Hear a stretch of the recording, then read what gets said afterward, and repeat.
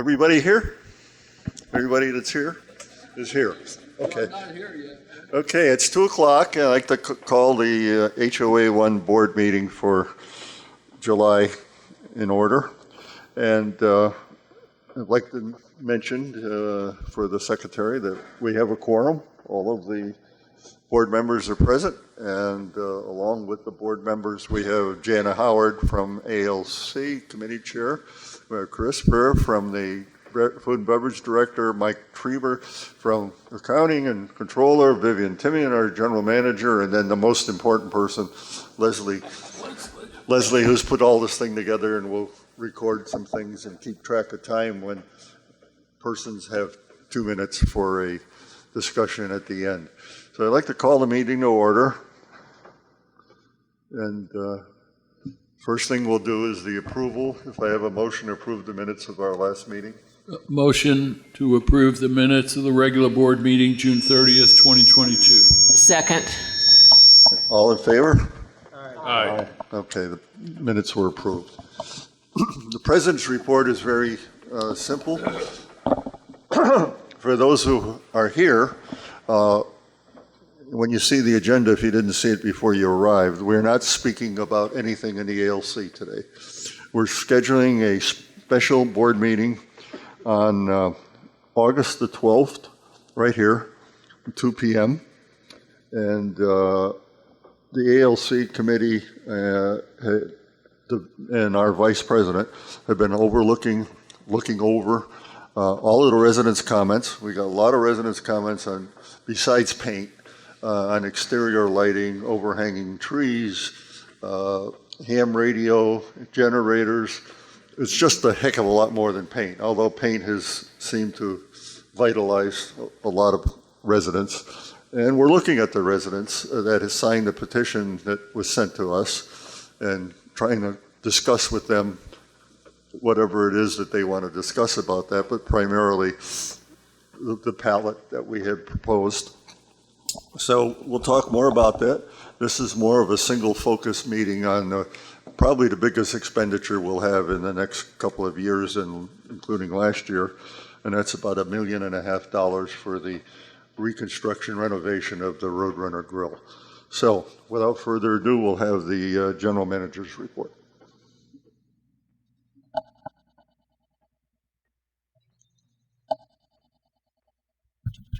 Thank you, Jim. There it is. Report on the front of the financial front. Basically, we still have 438 annual players in golf. Golf experienced a good month in June. We currently have $167,000 net income versus a budget of $8K. So you can see we're almost $160,000 better than budget at this golf. They are working the golf. It's not working. The golf committee as well as the golf committee. Yeah.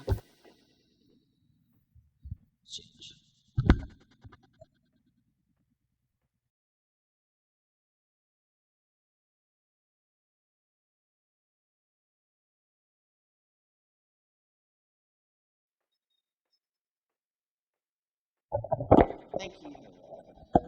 Thank you, Jason. The golf committee, as well as the management team, is working on the golf fee proposal for 2023, and that will be given to the board in August.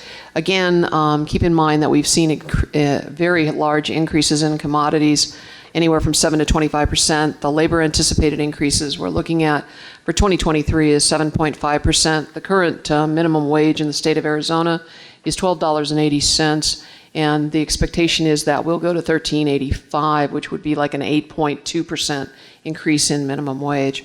The equipment lease increase was approximately 40%. So they have a lot of challenges to overcome when looking at that fee proposal for next year. Food and beverage, again, had an excellent month. Only the net year-to-date subsidy was $8K versus a budget of $141,000.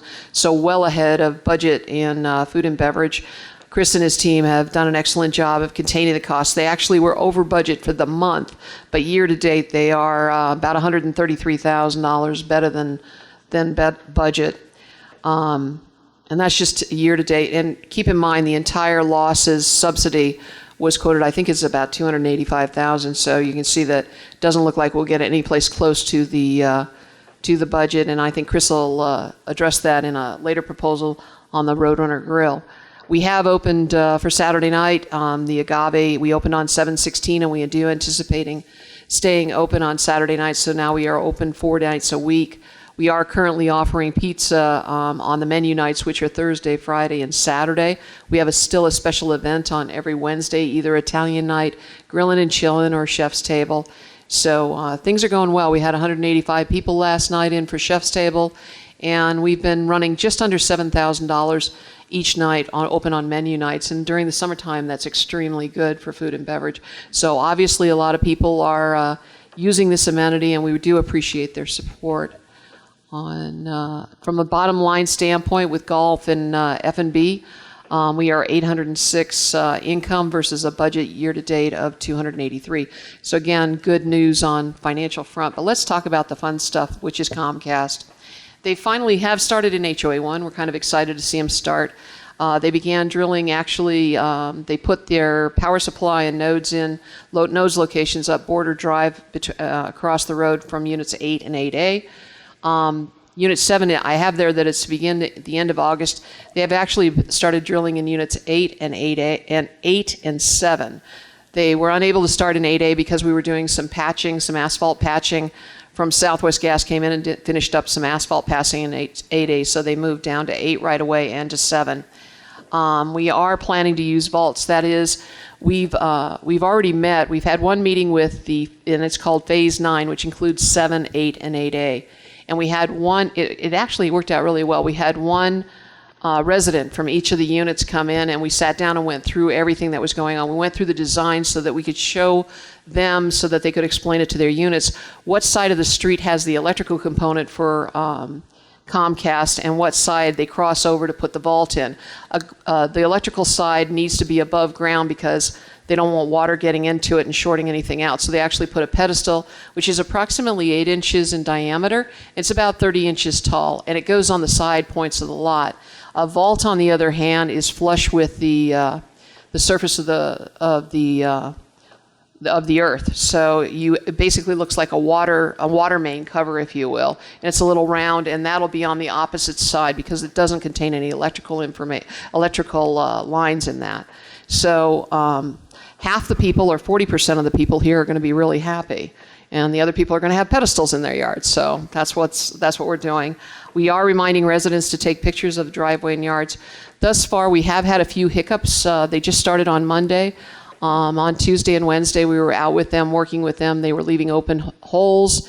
They kind of left the streets a mess. We took pictures of everything so that we do have a documentation trail, and we are sending everything to the subcontractor, which is Wyco, and the main contractor obviously is Comcast, and that's going up to their levels.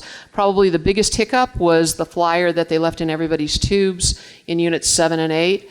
One gentleman and woman had a problem. They had questions about the particular design, and so there were 2 telephone numbers on the flyer. So they called the first one, and it was disconnected, and the second one was the telephone number of one of the contractors that Comcast let go early on in this project.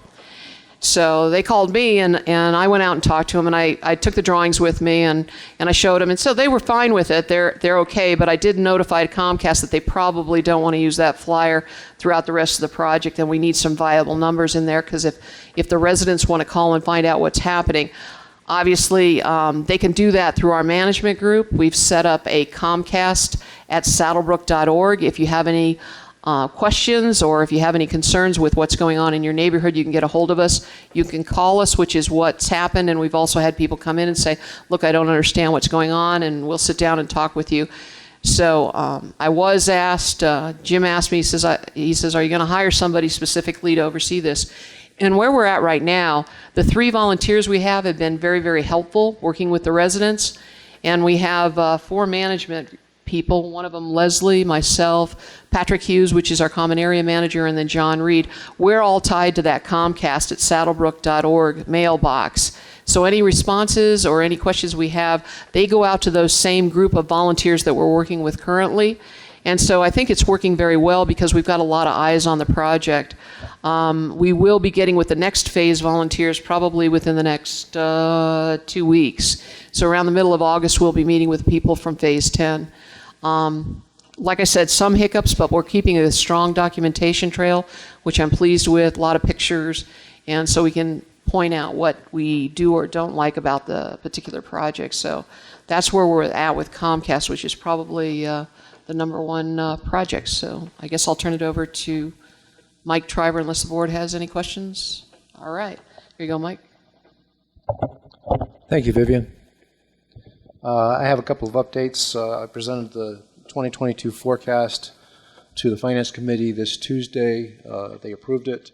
We're looking at end of the year. Basically, the HOA, the administration and operations is going to be pretty much on budget. We will be $100,000 better on roads. In golf, we're projecting $416,000 net cash inflow. And in F&B, we're projecting $104,000 cash subsidy. Also, the 10-year was approved. I will be sending an updated copy to the board probably next week, and I will present to the board on the 10-year at the August 25th meeting.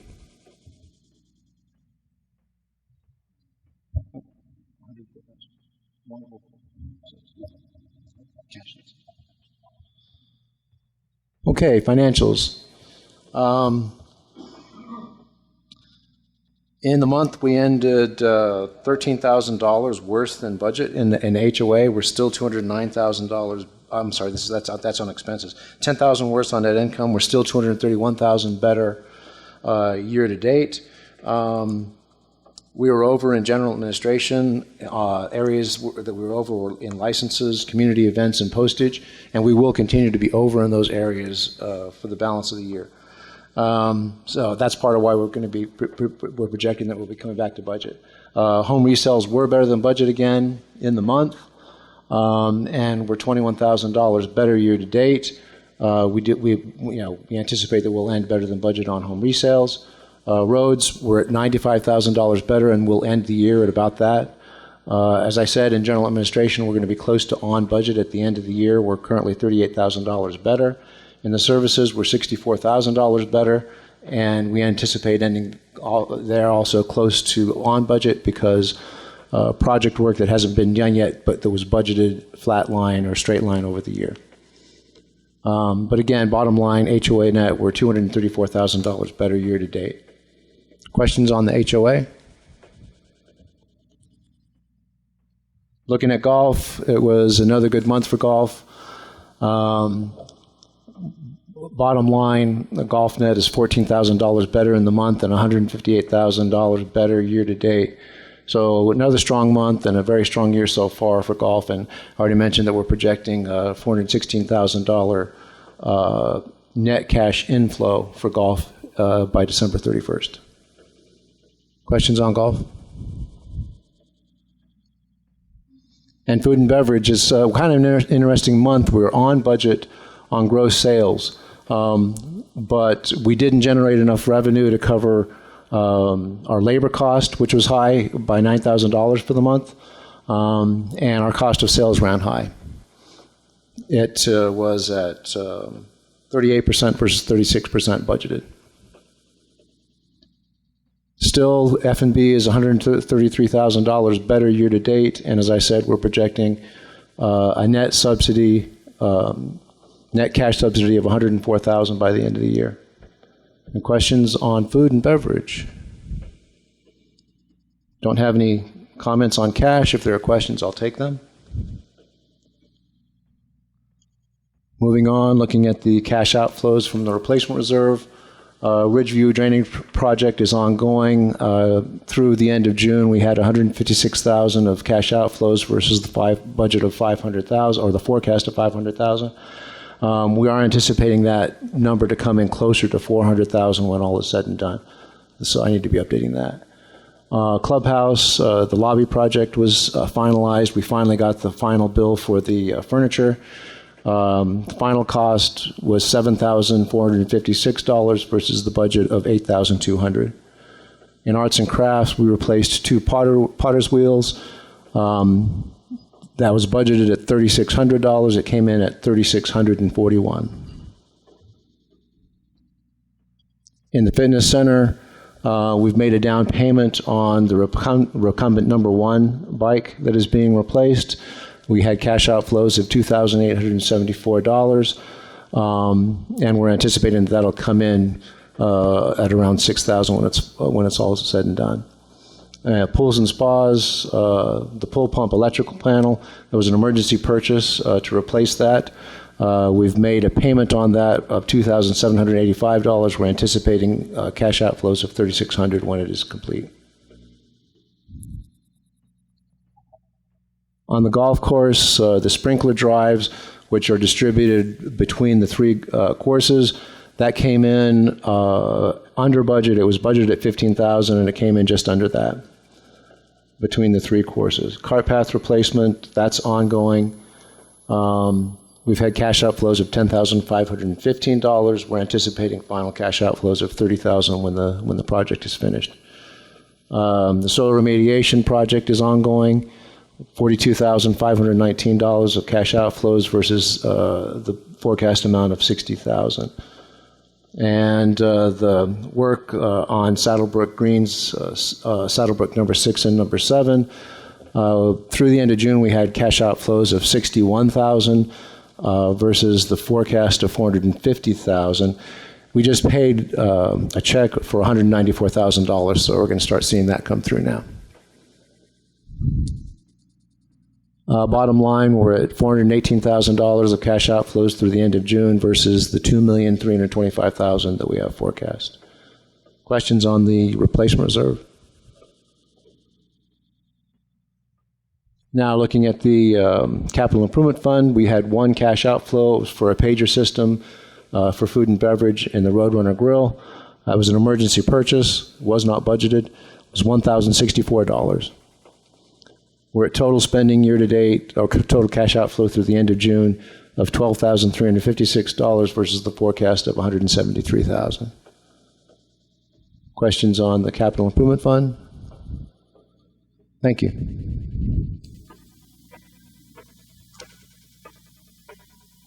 Okay, Jana is the co-chair of our ALC committee, and she's going to give the quarterly report of activities in terms of, well, she'll tell you. Go ahead, Jana. I don't even know how to use that thing. Okay, all righty. Thanks. Not quite as busy this quarter, second quarter of this year as we were in 2021. As you can see, we only had 1 casita or golf cart garage request for a permit. Doors, those include like garage doors as well as front doors. Driveways and walkways also include coatings and pavers. That would be 17 last year, 15 this year. Painting, the same. Landscaping, a little bit more, 9 to 12. Miscellaneous. Now, miscellaneous covers a lot of different things. For instance, attached awnings, flagpoles, generators, critter fencing, water features, gates, fences, cement pads, roofing, and pools. So it's quite the catch-all. Patios, 19 in 2021 and only 12 in 2022. Ramadas, 1 last year, 2 this year. Solar remains the same, 3 and 3. Trees and cactus, last year 8, this year 13. That's probably due to the fact that we've been kind of trying to be more vigilant on looking at properties and seeing that homeowners do have the appropriate trees or cactus in their front yards. Walls, 11 last year, 6 this year. Walls are inclusive of like retaining walls, courtyard walls, pony walls, things like that. Windows and shutters, 8 last year and 7 this year. So the total is different.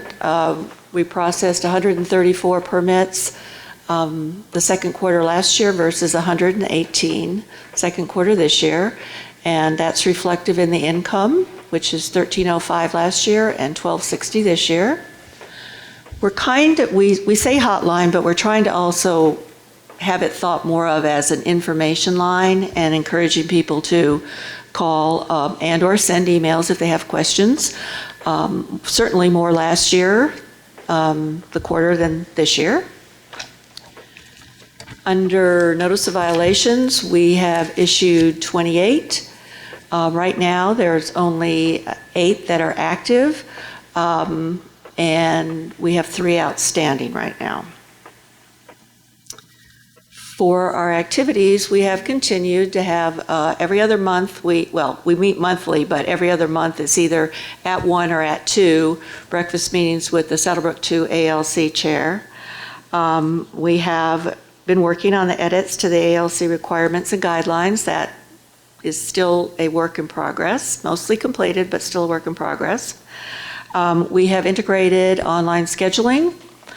That seems to be working remarkably well. We had some concerns initially because we know that we have people that live in one that some people don't have computers, they don't have access to computers, or they're not really very computer savvy, but it's working really great. Paint permits can be processed online now, so people do not have to come to a meeting, which has also been working beautifully. And we are focusing on weed and yard maintenance more.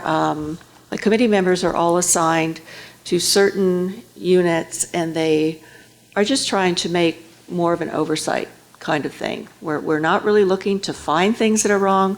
We're just trying to find them before they go way wrong, and just maybe give somebody a courtesy notice and say, hey, just look at what we're seeing too. Questions? Thank you, Okay. Jana. I don't have any questions. The board have any questions? There are no questions. We'll move on to the consent items. The consent items are to approve Donna as chair of the election committee for 2022. Donna, thank you for volunteering. Appreciate it very much. Approve Beth Crowley as a member of the search committee, and Julie Long and Luann for members of the ALC. And we have a new policy on parades, which essentially is you fill out a form if you're going to have a parade, and you send it to the patrol, and we need to know when you're going to have a parade. Do I have a motion? I move to approve the items under the consent agenda. Do I have a second? Didn't hear it. Lynn did. Len had a second. All those in favor? Aye. Aye. Opposed? Okay, the motion passes.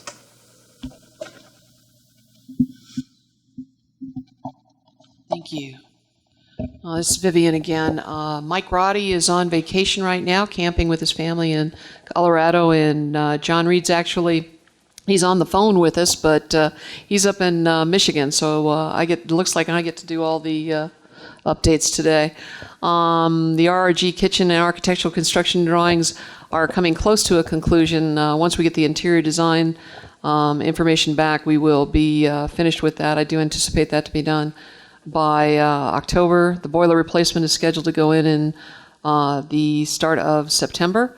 The facilities maintenance truck, we put a $2,000 down payment on it. I'm expecting the truck that should be in by about November of this year. Common ground utility vehicle, that's the Gator, and that was ordered, and we're expecting that hopefully in October. Lap pool spas and thermal blankets we did put on order. Hopefully within the next 4 weeks we will be receiving those. On the activity center flooring, we've contacted IFS, and so we're hoping to get that scheduled sometime before the end of the summer period. The Ridgeview Storm Drain Project, that's the one with the drainage pipe had failed. We're going to be doing a geothermal application on the inside. That project will actually start on August 8th. The vendors had some hiccups in terms of a project that he's doing up in Mesa, so they will be down on August 8th. It's a 4-day project, so they'll be in and out, and the roadway will not be closed during that time. The recumbent pike, as Mike indicated, we've paid 50% down. I really hope to see that in before September. Kitchen POS printers, we've actually just received those. And those are the when the servers actually key in the order, the order goes out to a printer in the kitchen so they know what to make. And that we just received those in the last week. I don't think we've gotten the bill yet on them. On the main pool electrical panel replacement, this is an important project for several reasons. That is the original panel from 1988 that was put in the pool when the pool was put in. One of the concerns, and it was brought up in the last coffee as well, is air conditioning in the restroom areas. Once we get the new electrical panel in, we'll be able to take a look at the entire electrical draw. We do believe that we can probably next year put in split units in the restroom areas, but we'll be taking a closer look at that. I do expect this project to be done no later than August 30th. Saddlebrook Greens 6 and 7 are really doing well, especially with all the new rain that we've gotten in. Obviously, the practice tee portion is finished. We do expect that project to be finished probably around the end of August. We are waiting on the bunker liner to come in, and that's what the vendor's waiting on. And once that's in and complete, I think we'll be able to button everything up. So probably around August 15th, that'll be finished.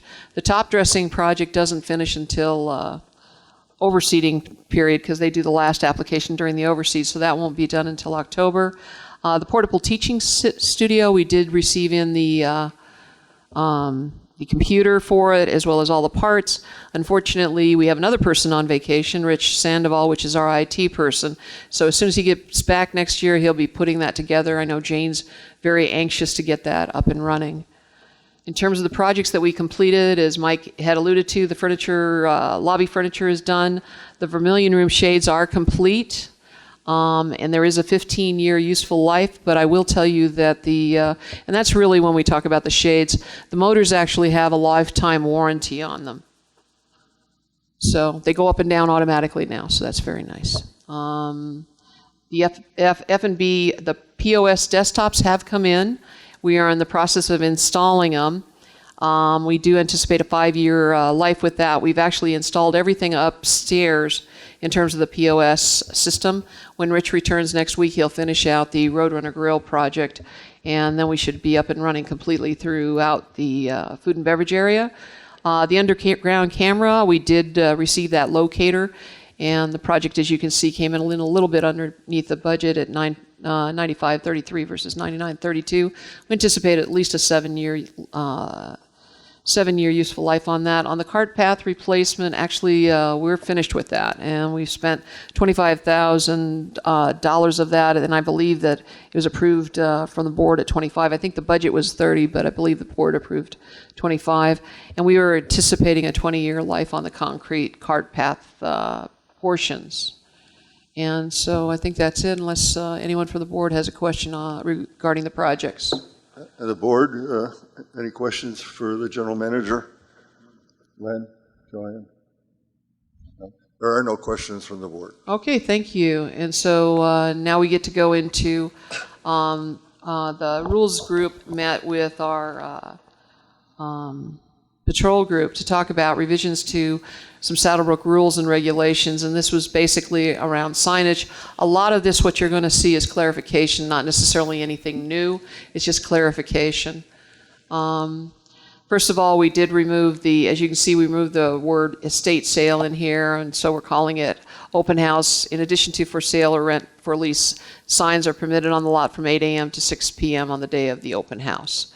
And so that's one of the revisions. The next revision is the fact that no solicitation signs may be larger than 12 by 12. You can actually put them inside of your door, at the screen door, if you will.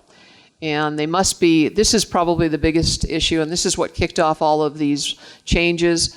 I think there were some homemade estate sale signs out there, and they just don't look quite right, and I don't think it's projecting the image that Saddlebrook wants to project. So we have identified that everything must be commercially made. Obviously, on a estate sale, they say estate sale, and you have to write the address in, so that won't be professionally done, but otherwise they will be commercially made. Let's take a look at the next one. and new verbiage added to the estate sale signs. And it's basically 2 estate sale signs are permitted on the premises of the day of sales. Homemade signs are not permitted. Again, another clarification. Commercially printed estate sales signs may have handwritten address block. A sign may not exceed 18 by 24. Lead-in signs are permitted on the Saddlebrook common areas from 7 o'clock to 6 p.m. on the day of the sale. However, no signs are permitted within 300 feet of the intersection of Saddlebrook Boulevard and Ridgeview Boulevard. No banners or balloons are permitted on the site of the sale or on the directional signs. All signs shall be removed within 1 hour of the close of the sale each day. Again, this section 17B4, we remove the signs, the areas where it said estate sale. And again, we clarified the estate sale signs here. Homemade signs are not permitted. Commercially printed estate sales signs must have handwritten address block. However, no signs are permitted within the 300-foot intersection of Saddlebrook and Ridgeview. Again, repeating that rule. And that's pretty much the changes that the Rules Committee is recommending that the board adopt today.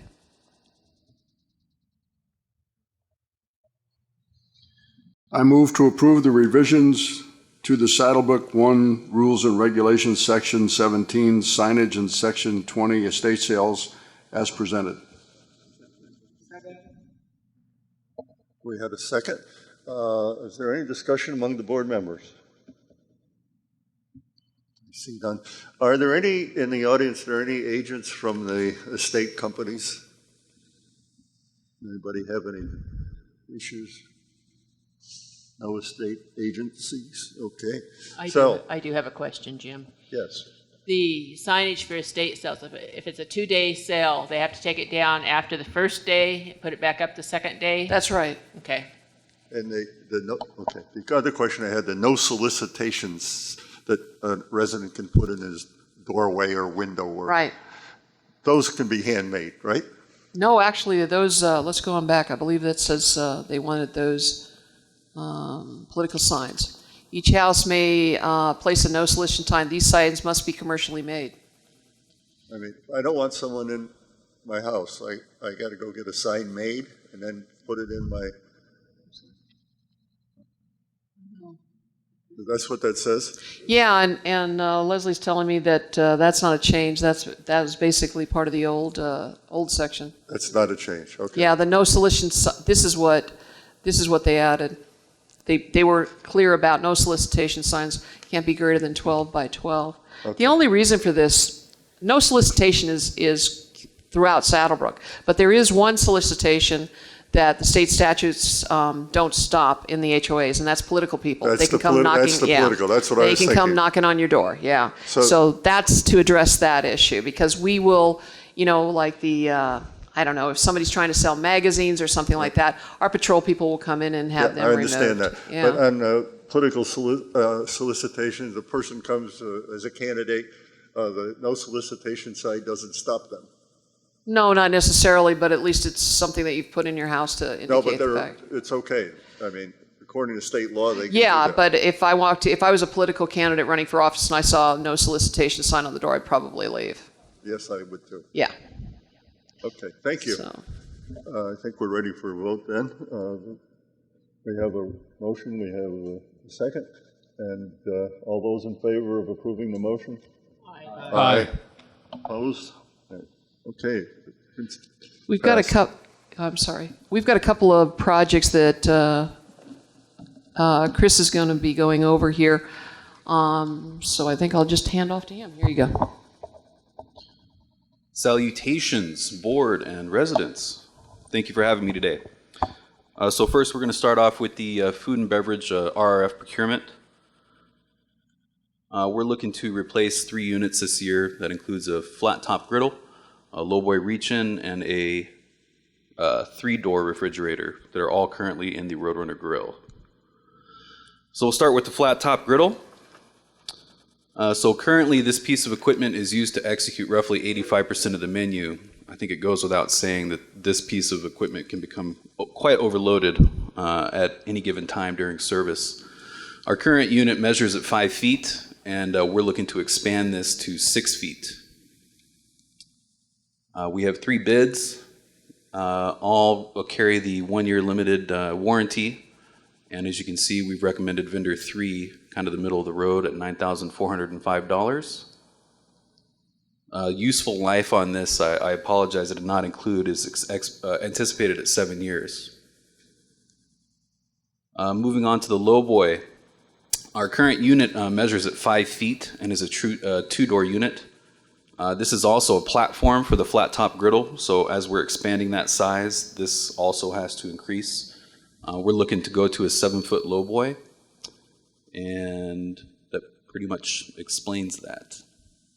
Again, we've gone with our 3rd vendor recommended. This carries a 4-year compressor warranty and a 3-year parts and labor warranty, and this actually came out as the lowest cost of all 3. Again, the anticipated use of life will be 7 years. And for the final piece of this is the 3-door cooling unit. Currently what we have are 3 doors. If any of you have seen the space on the Roadrunner Grill line, it's very, very compact. Every time we have to go below, we're moving out of the way to open a door. Kind of creates an issue. If we have a drawer that we're able to open, it's much, much easier to access our product. And we're looking to now employ going away from a 3-door unit to a 4-drawer unit, and keeping 1 door on the very side for larger components of our service model that can't be included in a drawer, can't fit into a drawer. Again, we've gone with vendor 3. This carries a compressor warranty of 4 years, parts and labor of 3 years, and this also came in under both of the other bids.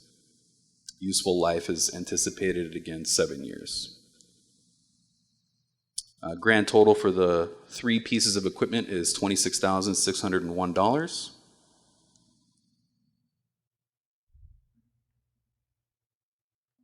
Thank you, Chris. Anybody on the board like to make a motion? I'll make a motion. I move to proceed with the purchase of a 3-door reach-in cooler, a 6-foot flat-top griddle, and a lowboy reach-in cooler at a price of $28,200, which includes a 6% contingency. Funds to come from RRF in accordance with Saddlebrook 1 procurement policy. Thank you. Do I have a second? Okay, we have a second from Don Taylor. And are there any questions from the board members? When do we expect to get this equipment? ARS for 2 of the units, I believe 1 is coming local. The other 2 actually have to be built. So we're hoping within a 90-day period. 90 days? 90 Within days. 90 days? Mm-hmm. We're hoping, yes. Okay. So these will be in this year, in Yes. 2022, and we won't start the renovation until April at the best. Correct. Okay. So they'll be able to work for a number of months with the shifts and everything. Yes. It's interesting. I'm not sure many people have gone into the back of the house to see, because there's no room, of what that looks like. So I really appreciate the photos. It was very helpful. Thank you. Anybody have any other questions? Any of the residents have a question on this issue? No? We're prepared to vote then? All those in favor on the board? Aye. Aye. All those against? It's unanimous, Leslie.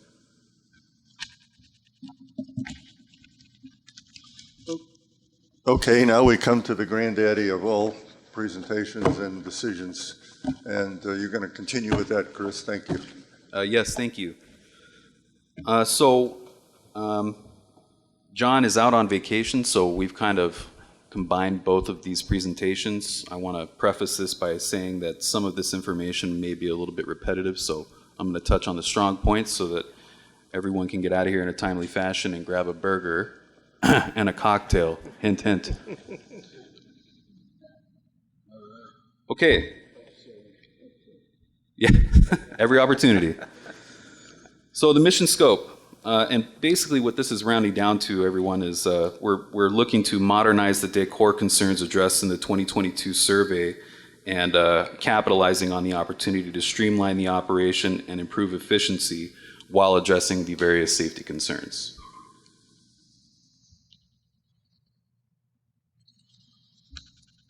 So again, touching on the strong points, the major initiatives, Roadrunner Grill kitchen remodel, looking to maximize the workflow by creating a better space or better use of the space, the negative space I should say, by pushing the essential equipment to the walls. Creation of a functional bar along the, again, unutilized exterior doors on the south-facing Roadrunner. Maximizing of the indoor seating through employment of banquette seating. And realize additional seating through the demo of the currently underutilized patio bar. Operational scope, and essentially what this is boiling down to again is we're moving the existing equipment again into the negative space. This also allows us to create additional space to the tune of about 14 inches on the cook-make line, which, as Jim alluded to earlier, is a very, very tight space. I know 14 inches may not sound like a lot to most of you, but in our world it's a mile. So this is definitely going to benefit the culinary team. This, of course, allows us, while we're addressing these, to replace the existing tile and grout setup to a more robust epoxy flooring that is easier to maintain and also rids us of the various maintenance and safety issues that accompany tile and grout.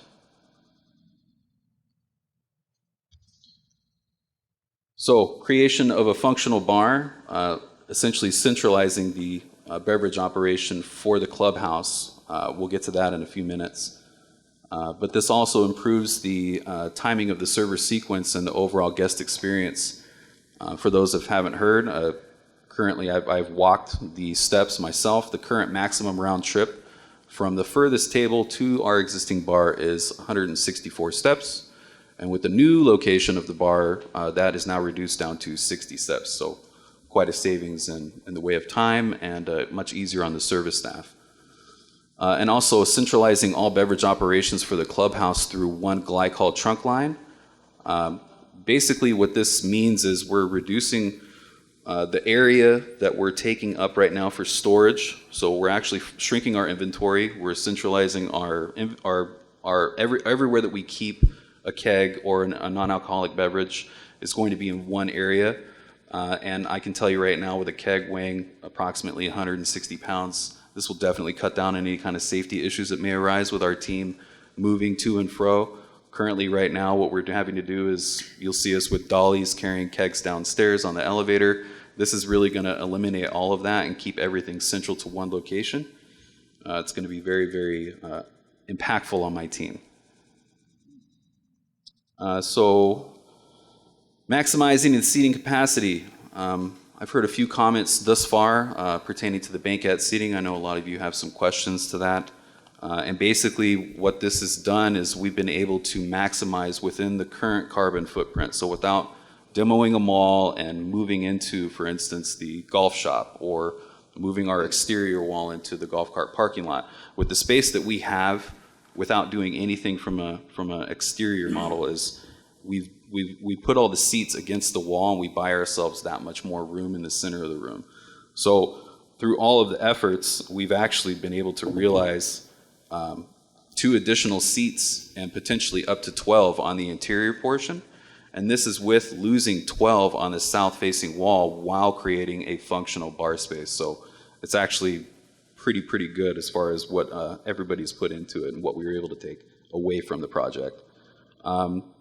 Very quickly, through the demo of the patio, we're going to realize an additional potential 24 seats and an all-day combined total.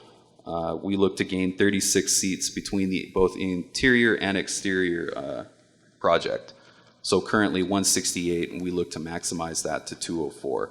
This does not include any pool seating. So the operational stop loss, basically what we're aiming for is to move the entirety of the Roadrunner Grill offerings into the Vistas Vermilion space while this project is ongoing. This keeps my team employed, this keeps our breakfast and our lunch models open, and we're also looking to potentially move into some satellite operations on our new Ramada that's been constructed down on, is that the end of Tucson? I'm sorry, the Putting green. putting green. Thank you so much. I'm not a golfer, you can tell. Don't invite me out. And basically, the most important piece of this slide is the bottom line increased subsidy over the 5-month closure period. And current 2022 projection is $141,000. The 2022 budget was $250,000, so good job, team. And the 2023 budget we're anticipating to be $240K. So the operational line of sight, essentially this is just an example of what the new dining operation hours could look like for the entirety of the clubhouse. Of course, this is outside the advent of an event night or a banquet. So Sunday through Tuesday could realize breakfast, lunch, and dinner with a modified happy hour. And Wednesday through Saturday, we basically keep our operations upstairs in the Vistas for dinner with breakfast and lunch, and again, a modified happy hour in the Roadrunner Grill. And by modified, I mean adding in a couple of food bites for happy hour. So the Roadrunner interior design presentation. I'm not sure if everyone has seen this CAD yet, but I just want to point out a couple of focal points. So currently right here on the right side of this page, the doorway that opens from the golf shop, this will actually be inverted from where it is right now. This will open into the golf shop, and this little banquette seating right here will not realize that door continually opening while someone's trying to enjoy their experience downstairs. Also, this picture right here represents the removal of the current entrance and moving it just to the south, and the architectural feature that will surround it moving into the patio. And then this doorway right here is currently the bifold doors in the Roadrunner Grill. Those are going to be turning into an automatic door system for the service staff and for yourselves as well.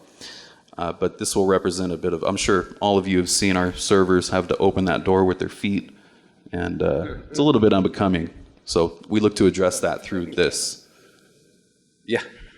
Well, I've heard a few people getting their fingers caught. So, and also down the center of the room right here, these tables represent 48 inch, so current size of the tables. Basically, even though we have the banquette seating, which I know some folks are a little bit hesitant to agree upon because of seating issues, or the older demographic having a little bit of an issue getting into that seating, we're still able to offer our normal setup through the middle of the room, as well as on the other side of the banquette seating. All of these tables will also be non-stationary, meaning that they can be moved to create a larger surface area for a larger group of golfers or anybody. Sorry, did someone need a photo of that? I heard a picture. Okay. So, speaking directly to the color palette, and please let me preface this by saying that what you're about to see does not represent the Roadrunner Grill in its current facet. None of the pictures that I'm about to show you have anything to do outside of the color schematic. We've elected for the Summer Sunrise palette. These are a little bit of a few notes from Within Studios, who is our interior designer. Giving energy to start the new day, new growth, evoking energy, excitement, and happiness, and a play on citrus-infused color. Sunrise, bright, inspired by the morning sun, and crisp. The branding aspect of this is a subtle boldness that's essentially tied into both our logo, our uniforms, all the way down to the plate color. Bright and stimulating environment, perfect for morning conversations, and most importantly, lively. Cool colors have a soothing effect and create an uplifting and peaceful ambiance.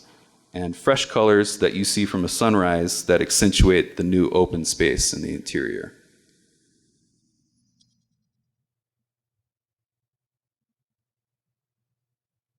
Okay, so the nuts and bolts. Back of the house issues. And again, there's one very focal point that I want to focus on this slide, if most of you can see. Chef Dylan and of course Doug here representing the size of, or the lack of space that we currently have. You can see where that 14 inches is actually going to buy us quite a bit of availability, real estate. Most importantly, what I really want you to focus on is the bottom left of this photo where you see Chef Dylan trying to open up that drawer. There's another 3 pans behind that. So if that gives you any idea as far as the accessibility and the usability of our current equipment, really moving this line out the way that we're going to do it is really going to afford our back of the house culinary team some availability in the way of real estate and functionality.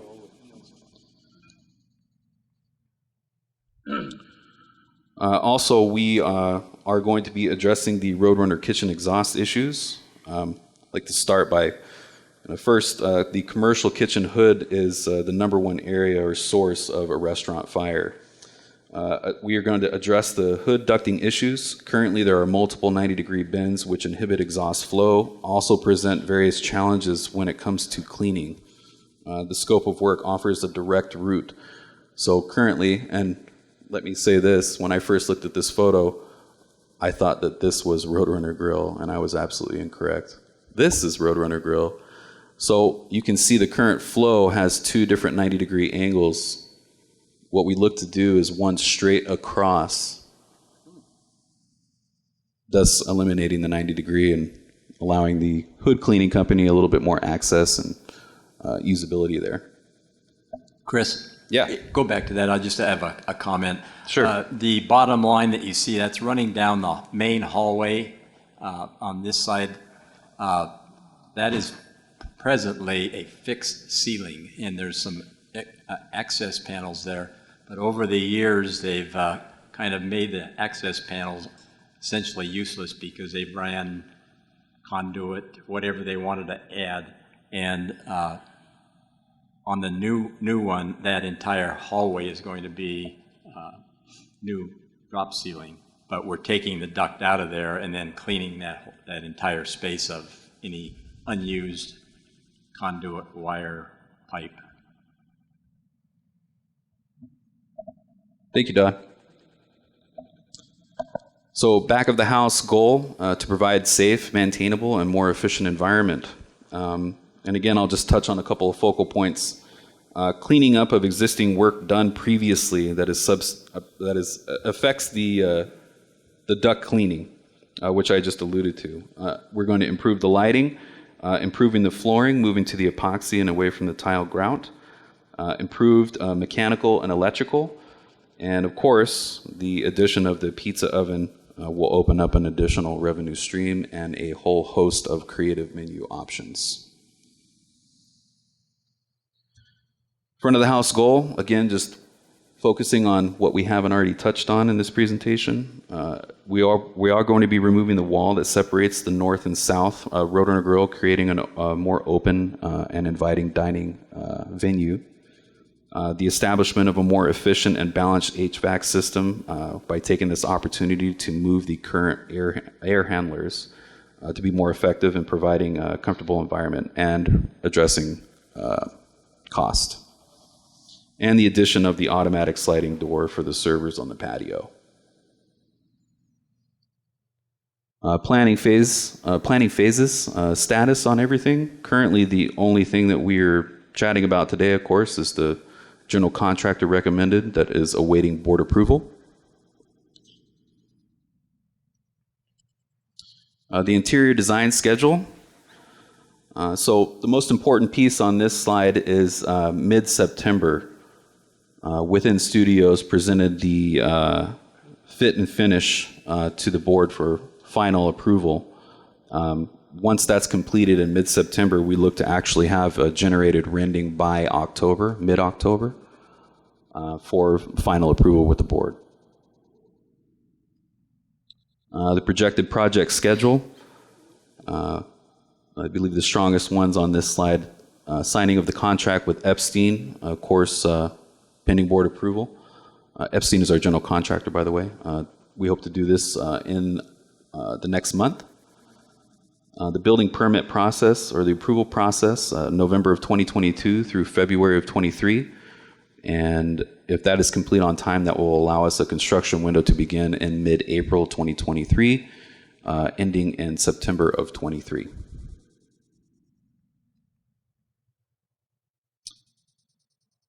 So property and road subcommittee initiatives. I can leave this slide up for everyone to read through, but I'd like to take the opportunity to thank the following for their contributions and their efforts, of course. And if I leave anyone out, I apologize. Don Aratola, thank you so much. Tony Muscat, John Reed, Benny Size, Frank Breyer, Tim Wickland, and all the various committees and persons that have offered their insights and comments on this project to date. Thank you all so much. It's been really helpful. This brings us to the meat, which is construction bid results. As you can see, PATE did not provide a divisional cost in their matrix, or a divisional cost matrix within their bid. Kittle only offered a partial, and they were the most expensive. And Epstein lined in right between both of them, and they were able to provide us with a divisional cost as requested. And of course, Chase was a no bid. Yes. If you go back to that, just a question, a comment on PATE. Although they were lower, they did include $110,000 in allowances. That's included in that 856. An allowance in construction essentially means we can come back to you at any time and increase the cost. So that if you take that allowance, it's going to affect it. Yeah, not very attractive on its face. So after review of bids, Property and Road Subcommittee and Operations decided to engage in further conversations with Epstein Construction. And this is currently what we're looking at. I believe the most important piece of this is, of course, the total contractor cost currently sits at $1,147,391. And if we back this into a square foot cost, we're looking at currently $355 per square foot. Now, after that number, we basically add in our, furniture, flooring, design, permits, everything that could be associated with the final cost, which brings us to a total of $1,550,000 projected, and the RRF is contributing $625,000 of that. CIF is $925,000.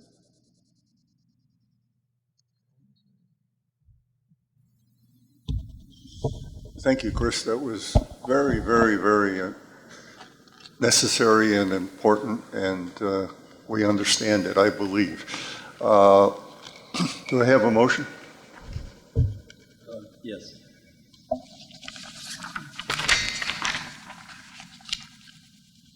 I move to allow management to proceed with the Roadrunner Grill renovation project at a cost of $1,525,000, with $600,000 to come from the replacement reserve fund and $925,000 to come from the capital improvement fund, in accordance with the Saddlebrook 1 procurement policy.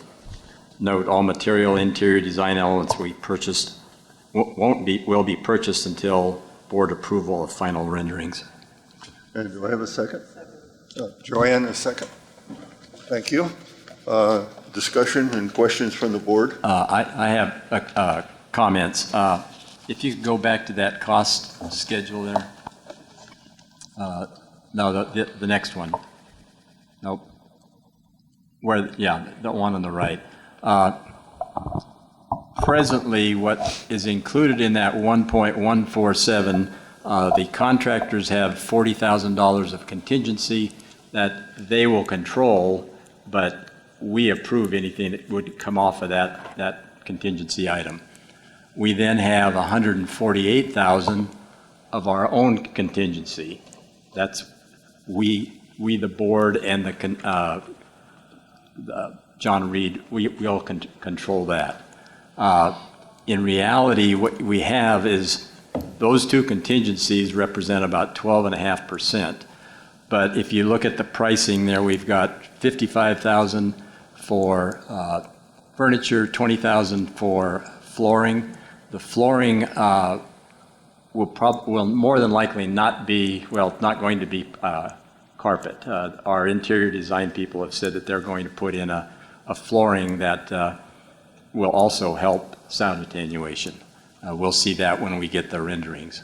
Then we have we put in an allowance of $50,000 for the interior design work. Right now, the interior design work entails the ceiling. The ceilings will all be that ceiling in the north section with the old cross sections, just like over here. That's going to go away, so we'll have a common ceiling appearance. They won't be the same height because we can't make them the same height because of the way the construction was done in 2 phases. We then are putting in let's see what else. Well, you see our contingency. So when you take into account the allowances we have and contingency, we have almost 24% that's not committed. And I've been doing this for 40 years.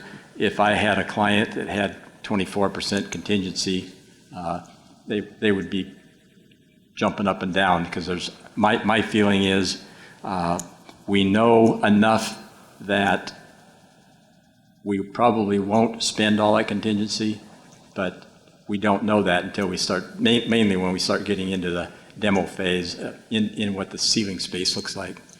So I think with the contingencies we have, that 1,525 is a safe number.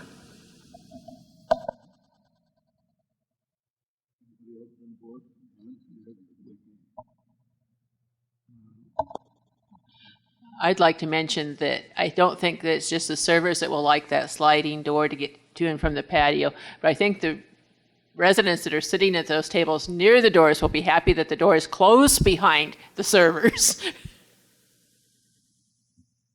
I only had one question on the pizza installation. Is that going to be for the entire clubhouse, or is that just going to be for that restaurant? We'll be looking to use that pizza oven not only for pizzas, but other things such as breakfast skillets. When it comes to a creative component, there's quite a bit that we can use it for, but we will look to use that space for the Roadrunner Grill only. Only? Yeah, potential to go. What that's going to do is we'll still have our rationales upstairs offering pizzas. Same capacity, but... Okay.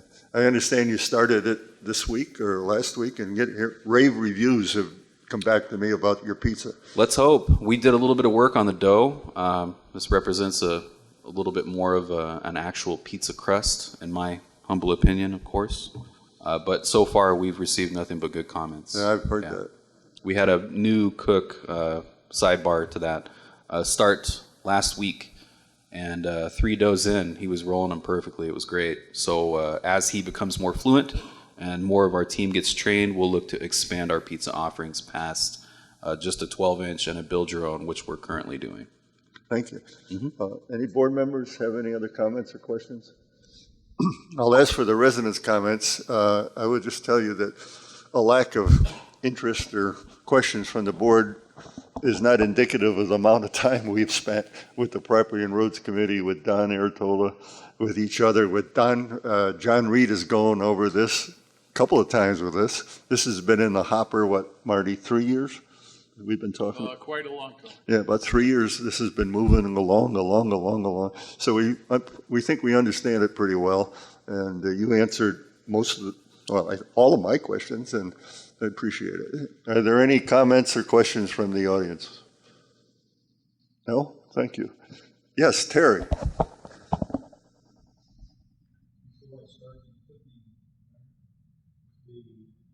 The schematic?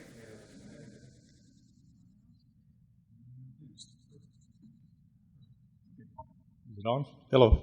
Can you hear me? Yes. Terry Edwards, Unit 21, Lot 120. A few things. First of all, question about the sliding door. Is that a proximity switch or a button? It's going to be similar to the front.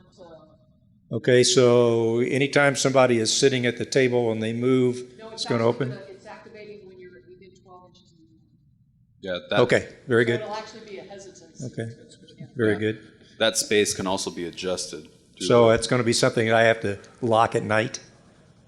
Turn off? No, food and beverage will be locked. They lock the door to death.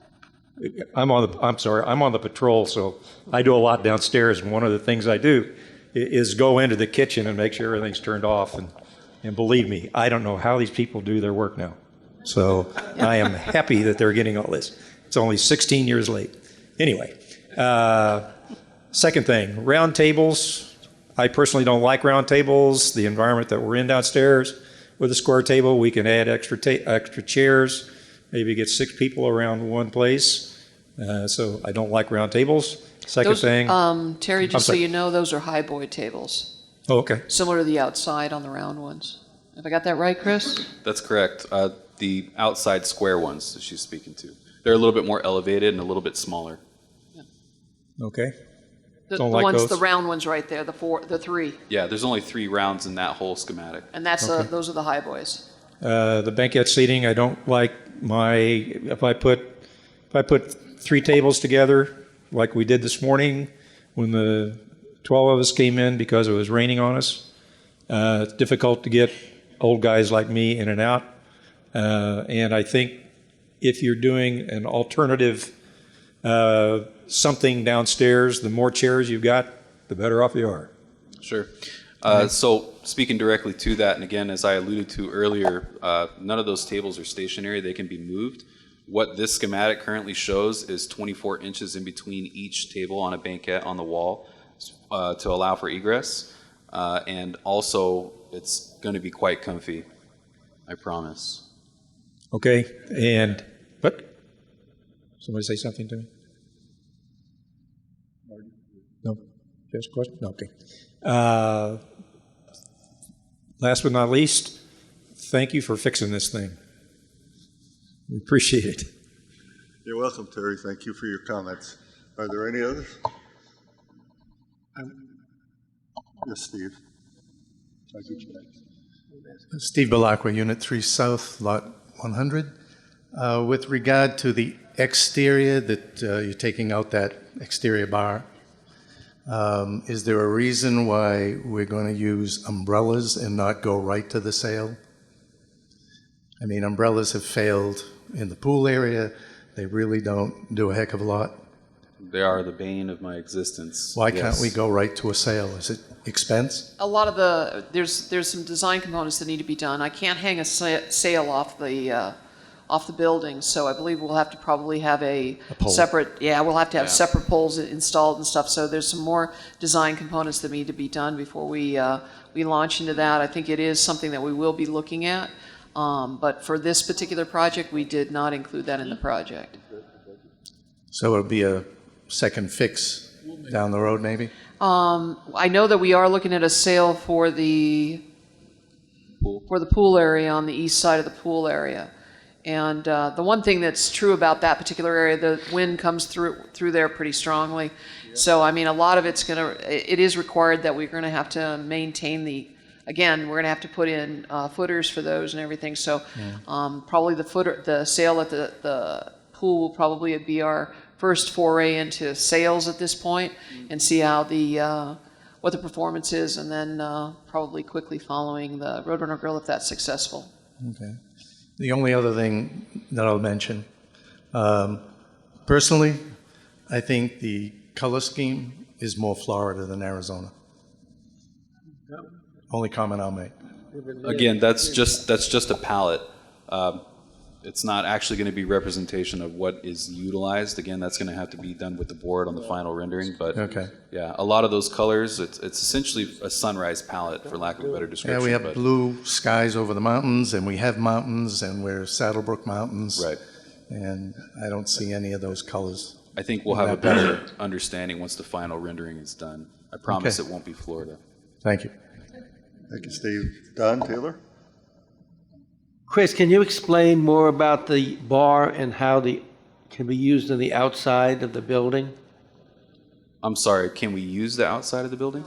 Yeah, the service bar. Yeah, access from the outside. So currently, if I'm sitting all the way on 604 or somewhere down here in the corner, it's actually probably off of the schematic, and I'm walking all the way back in here to grab a drink,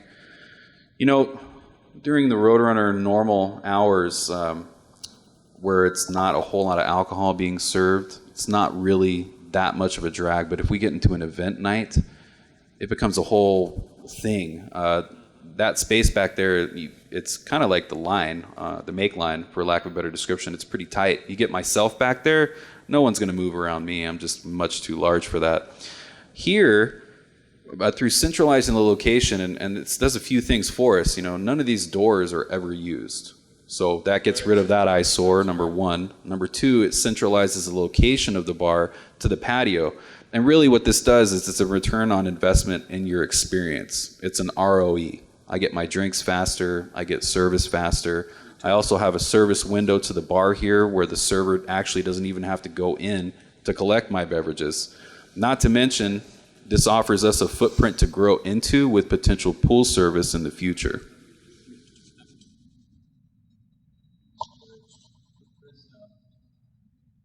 Point out the door that's going into the hallway on the south side. This guy. That door is being modified to be automatic, so it'll have the handicap push button on the inside and outside, so it gives us better egress. This guy right here. Thank you. And somebody said something about the bathroom. They're not involved in this discussion. Nope. Someday maybe, but not in this discussion. Yes, Okay. that's correct. Very good.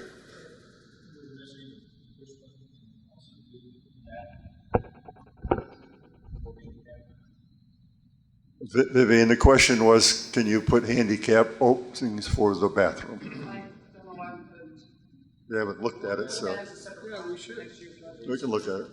I have a question. I have a question. You have a question, please? Where would a customer go when he first enters to get their table, to get a sign? A guest would go right here. So our hostess stand is going to be basically moving this entrance kind of separates the room. We're looking to remove that element from the center of the room currently, but right where that is or existing, our host will be situated so that they can see both the entrance, the new entrance, I'm sorry. They have a direct line of sight into the golf shop, which is where a very large volume of our guests actually do come through. And they'll also have a line of sight to the patio, which some of our golfers love to go out and help themselves to a table. And then, of course, a line of sight right here. Really, there's no real way to solve this problem. If you're in my world, walking down into the Roadrunner Grill for the first time, and you're looking at all the possible entrances and how many people I could miss that are trying to have a seat somewhere, it's very, very difficult. But really what this does is it moves the hostess to try and eliminate at least a large part of that. But when we're talking about the Roadrunner Grill, I have 1, 2, 3, 4, 5 entrances and 6 potentially with the golf cart parking. And number 5 is actually the stairs that come from the upstairs patio. So it's more like air traffic control when you're talking about a host stand downstairs. But by moving it to the outer wall, we actually have whoever is going to be doing that function a line of sight to everywhere that has a seat. Thank you. If there's no other question, I'll put the motion to vote. Okay. All those in favor of approving the motion as read, say aye. Aye. Aye. Anyone opposed? Unanimous, Leslie. And Don Aratola, Tony Muscat, thank you very, very, very much. It's been a long slog, that's all I can say, and it's finally come to fruition. Now we got to get it built. Thank you all. That's the end of our formal board meeting. At this point in time, I'll open it up to residents who may have come with a 2-minute discussion item. Jim, before we jump to that, did you announce when the special meeting is in August? I did. And the time, okay. I did. Okay, thank It you. was August the 12th at 2 p.m. in the Vermilion Room. That's the ALC guideline revision, approval or disapproval, and discussion. Which for that meeting, there will be available copies posted ahead of time as well as available that show the final changes that were made. Yeah. Yeah. Anybody have anything they want to add? This is the third time. It's 3 strikes and... Again, I am on the patrol at night, and I have seen an uptick in emails on HOA 2 and HOA 1 about property theft and damage. And I'm concerned that we don't have the ability to control that, which means I'm wondering what has been discussed, thrown out, talked about, or is planning for going to a gated community for HOA 1. That's a good question. There's been no current discussion whatsoever. None whatsoever. Anybody else? Yes, ma'am. Come on up.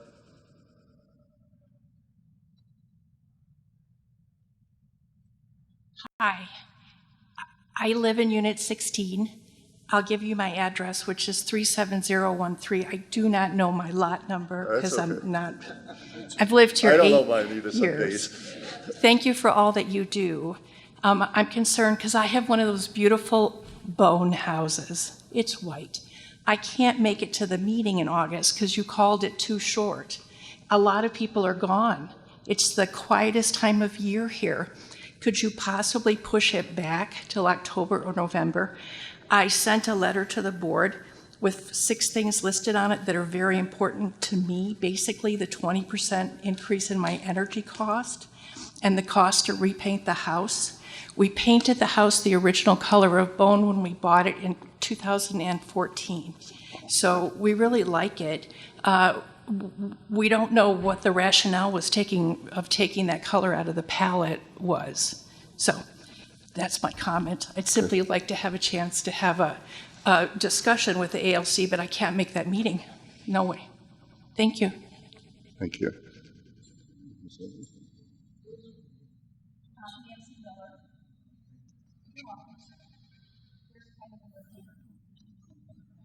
Yeah, we are looking at adding 4 additional colors to our current palette, which they're not bone. We don't want to grandfather or allow people to use the former palettes. But there are some colors in those former palettes that, quite frankly, are ugly. And if we grandfather some, we must grandfather all. So what we're doing currently and what we're trying to do is get colors that will approximate some of those colors that are no longer in the palette. So hopefully you'll have a chance.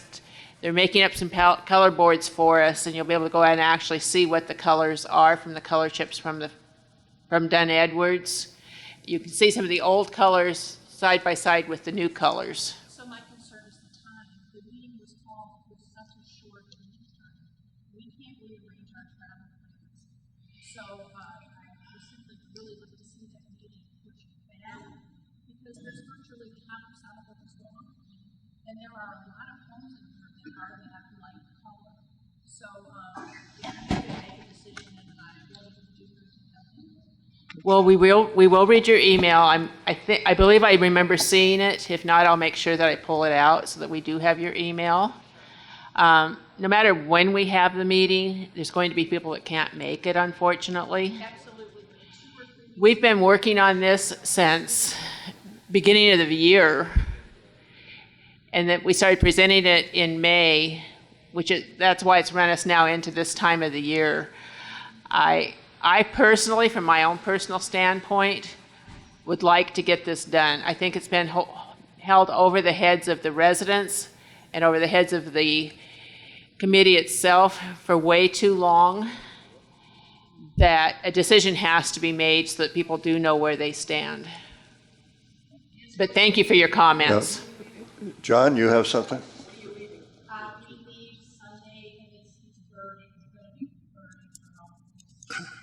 There are other people that will support your position. I'm sure the guy coming up to talk will. Hello, everyone. My name is John Davis, Unit 12, Lot 34. I am the instigator of the petition, so whether you like that or not, you know who I am. I do want to applaud the board and the ALC for taking additional time to really look into this. As you can see, it's an important topic for everybody, and the more effort and time that you put into really thinking about it will allow you to address the underlying concerns. Yes, we asked for grandfathering, and we asked for the original colors. I can't speak for everyone. For me personally, I think that I do understand the issues with the grandfathering. And to the extent that you can offer more lighter shades of white and off-white, for me personally, that would help. I saw the original or the proposed 4 that came out. I think it's a move in the right direction. And I hope that, and based on some of the things I've heard from some of the petitioners, if we could add to that a little bit more, I think that would help. The other thing I would like to say is, I think because it has been such an important topic for so many people, that when you come out with the new proposed regulations, that you put them out at least somewhat in advance of the next meeting so that people have a time to take a look at it and digest it. So, thank you. Thank you, John. Yeah, thank you, Appreciate John. it. And as Shar said, we will put out information before that meeting. Actually, Jana will, but that's okay. Yeah. Yeah, it's okay. Jana has done a lot of legwork on this. She's made multiple trips to Dunn Edwards. All I can do is applaud all the effort that she's put in to come up with a workable solution. John, you still here? Yeah. One of the things I'd like to request that you and whatever team you're going to bring is this board doesn't want to hear 13 persons say, I would like to have something. Have whoever it is that has that issue explain it like you just did. But not boom, boom, we'll never leave here if everybody that has a comment, the same comment, gets repeated. Well, for example, you have a number of people on your, we wouldn't expect every one of them to come up and say, I want to keep my house the same color. That's all. Just think about it. Well, I can't really say what they're going to say or not, but they heard what you said, so thank you. David Bull. Good afternoon, David Bull, Unit 1A, Lot 84. 2 questions. One on the parade policy. I didn't see that posted anywhere. I'd like to see the language for it. I brought this issue up after the 2020 elections when we had some problems with parades, real problems, and it's been kind of dragging along. Now all of a sudden we have a policy, and I tried to look it up, but I didn't see it posted. Is it posted somewhere? Or you've already voted on it, so I would have appreciated a chance to. Which policy? The parades. David, it's a notification form to our patrol people so that we know what's going on, and we can make certain that a lot of times when you do parades, especially if you're coming out of Saddlebrook, our clubhouse area, and you're going to make a right on Ridgeview, you don't want everybody stopping. So, I mean, our patrol people would probably stop traffic coming so that they would allow the parade to continue. Yeah, it just formalizes what we really already is, do. Yeah. Somebody tells Yeah. us they want to have But a parade. we will post it immediately following this meeting. That's not a big deal. Well, I think my question goes beyond that. I looked into, let's say, Oro Valley. They have an ordinance about it, and it's pretty involved. And if you violate it, you get fined. Again, I brought this up before. I came close to being in an accident twice on that day because of these yahoos coming down, and they weren't stopping. That is no good to me. And I made a lot of noise. Again, I'm very upset. I'm still upset about it almost 2 years later. And I think there's got to be more control over it. And if somebody violates it, they pay for it. It's got to be accountable. I think the big change is the fact that the patrol people will be notified. And they'll be patrol there. will be out there, And they'll be there. and they will be out there and controlling What if that. somebody ignores the policy and just goes ahead? David, to make a long story short, because you brought it up, it takes a long time to do it, but because you brought it up, we institutionalize it and have a policy. Okay, I appreciate that. Thank you. Okay, question 2, on the paint palettes, I don't want to be redundant. I appreciate your comments on that, but I do just want to say there aren't many white choices. I don't know why they disappeared. I mean, to me, that just doesn't make sense. I'll just ask you to take administrative notice, if you might, of your landscaping requirements. Article 1, General Information Introduction. It's like a preamble, and it pretty much says, stick with a southwestern architecture that define our community. Landscaping, Sonoran desert themes. White is very southwestern. In fact, I brought a little prop here. You all know what this is. Okay, San Javier de Bac Mission. Okay. David, 1797. time's up. White. Okay? It's southwestern colors. Thank you. Here's that policy if you'd like a copy of it. Oh, thank you. There's the Dave Bull form. I don't want to call it the bull sheet.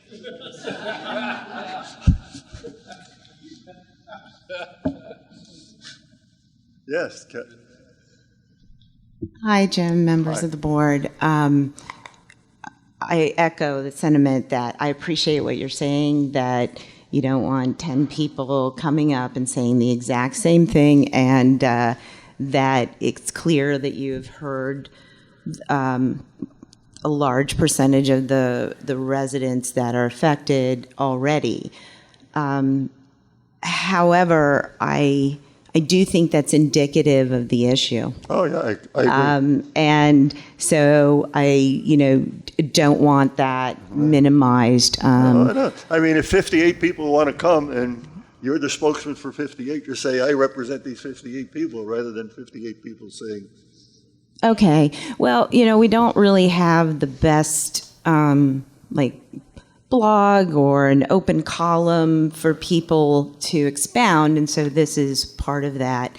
I do want to quickly read something from another resident who could not be here. It's Captain J. Kennedy in HOA 1. It's Unit 9, Lot 18. My partner and I bought a home in HOA 1 4 years ago. We love the community, etc.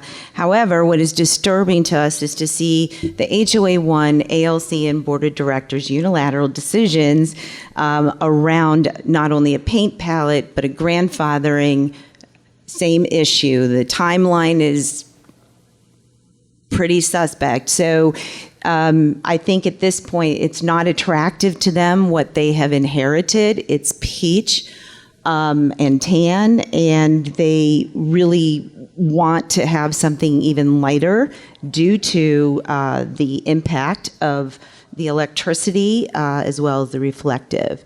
And that lighter colors are beautiful in the desert. So we encourage HOA 1 and the Board of Directors to engage professionals for input rather than making any sort of decisions based on, a very small minority of the community being those decision makers. We should be trying to attract new people to retire here, and limiting our options is off-putting to us. We highly recommend the ALC approve even lighter colors, including whites and off-whites. At the very least, they should survey the residents on the paint palette, and so we can weigh in. This is our community. Thank you. So I just want to read that to him. So thank you.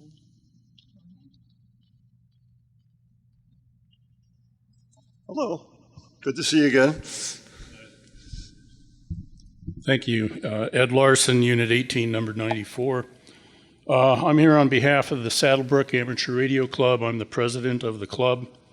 I just want to give you a short update. We have currently 45 members that are residents of Saddlebrook, 24 in HOA 1, 21 in HOA 2. I understand you have our proposal for intended guidelines. I'd just like to say we are eager to work with the board or the ALC and come up with a good solution for this. I'm sure we can find a good solution that works for the community and is actually a benefit. Have you seen the revised guidelines for antennas? That's about what we're doing. And we're not involved in radio transmission receiver. We're looking at the ALC is looking at the aesthetics of the antenna. Right, and that's what my proposal addresses. It tries to bring all antennas before the ALC for review and approval and set some limits on what those antennas can be. Okay. Jana, you heard? Yeah, okay. Thank you. Thank you.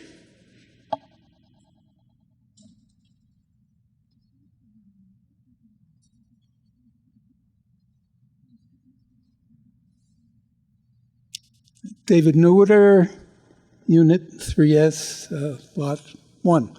I'd just like to support the proposal that Ed Lawson is talking about. I think amateur radio is a real asset for the community, in particular during an emergency. I lived in a community where when electricity was lost, people would think, well, their cell phones will suffice. After about 2 or 3 days, the battery backup on the cell phone towers is out, and that becomes worthless. Thank you very much.